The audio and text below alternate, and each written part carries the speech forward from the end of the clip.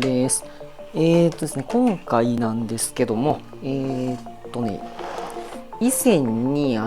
パーツの取り付けとかちょっと墨入れとか行った、こ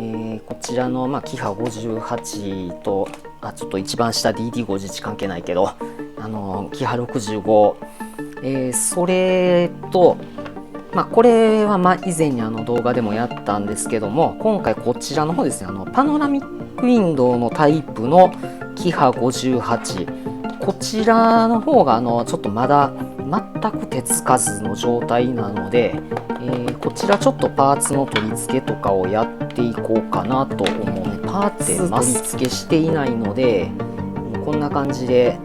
正面穴だらけなんですよね。なのでこれちょっとまずパーツの取り付けからやっていきたいと思います。今回はなしで全部埋めていく方向で作業していきましょうか。まずこれすごく細かいんですけど、こんな感じでちょっとここつまみが乗った状態でまず切り取ります。そしてこのつまみを持った状態でここに差し込んでいくっていう感じなんですけども、結構難しいんですよね。入らないんですよね。ピンセット使うとね、さらにどっか飛んでいくんで、もうどうすればちょっと一旦ボディ外しましょう。もうカプラーとかも意外とちょっとね干渉してるというか邪魔になって扱いにくいので、よいしょ。まだこの方が多分取り付けやすいかな。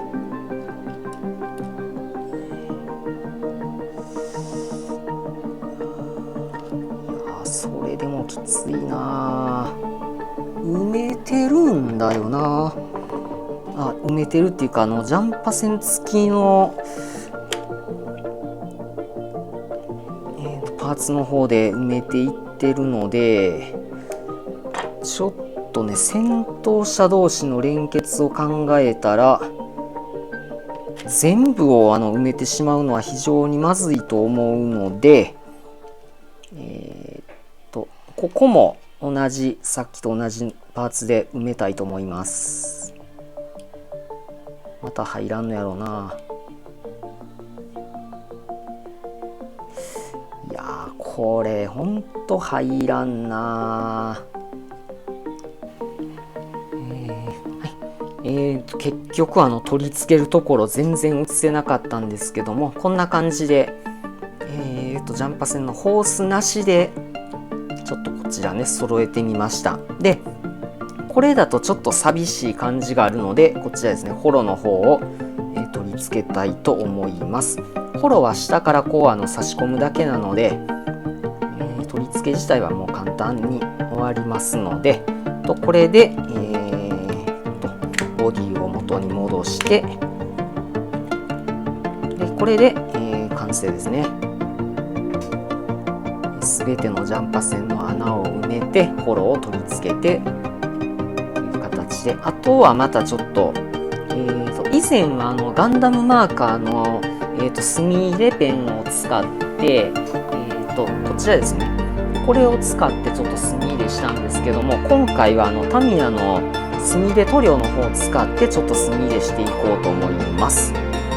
りあえず1両終わりましたので、あともう1両こちらパノラミックウィンドウの方やっていこうと思います。はい、ということで、パノラミックウィンドウの方の車両もこんな感じで、ジ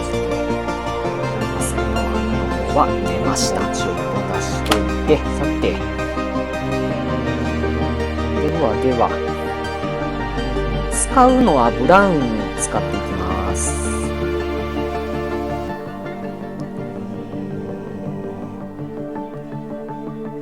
ドア周りとかもちょっと流し込んでいって、渡り板のところとかもねちょっと特に渡り板なんかは絶対綺麗なはずないんで、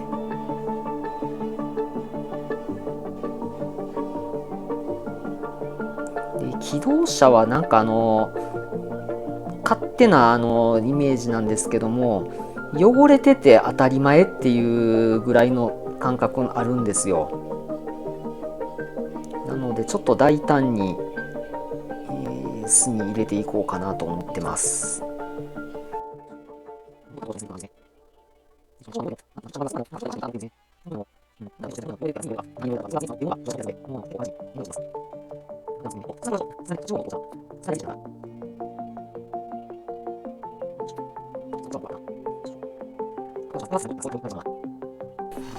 とは、こ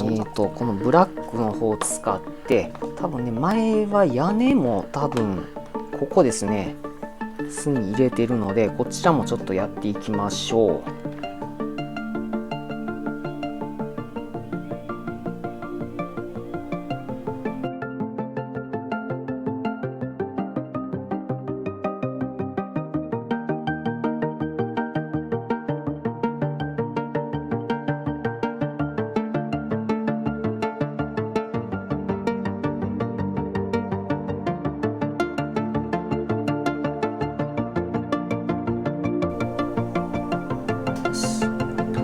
でよし、一瞬にしてこう爪に炭でインク流れていきました。ちょっとさすがにこれで次の車両触るわけにはいかないので、一旦ちょっと手を洗って続きやっていきたいと思います。ということで、まだ墨入れとかね、何もやってなかった3両の方、こんな感じでちょっと終えました。側面は、扉周りとかで、床下は木黒で、屋根はもうだいぶこう、派手にちょっと汚していったような感じで、こうちょっとね、墨の方入れていってます。側面のこの扉周り、あんまりちょっと目立ってないかな。いやでも分かりますかね。あとはこのグリーン車の方ですね。一応ね、3日に1回のペースで鉄道模型か鉄道か旅行関係の動画がアップされるっていうような形のスケジュールは組んでますので、もしかすると鉄道模型がこう続いたりとか、旅行関係が続いたりとか、鉄道の車窓だったり駅撮りの動画が続いたりとか、ちょっと極端にブレたりすることはあるとは思うんですけど、鉄道関係の動画として一緒ちょっとね、3日に1回のペースで何かしらアップは投稿の方続けてますので、チャンネル登録、あと高評価いただけると、その分また次もまた続けてやっていこうっていう励みにもなりますので、そちらの方いただけると本当にありがたいのでよろしくお願いします。ということで、今回はちょっとキハ58頭の車両の、パーツの取り付けと墨入れの方と、パーツの取り付けって言っても結局ここをね、埋めるところ実際の作業が取れなかったんですけど、というかこうカメラの見えるところで取り付けるっていうのは最終的に無理だったんですよね。結局ちょっともう細かすぎてそこが映せなかったのはちょっと残念なんですけど、また、こんな感じでちょっと他の車両もまた加工の方やっていきたいと思います。ということで、今回の動画はここまでとなります。どうもご視聴ありがとうございました。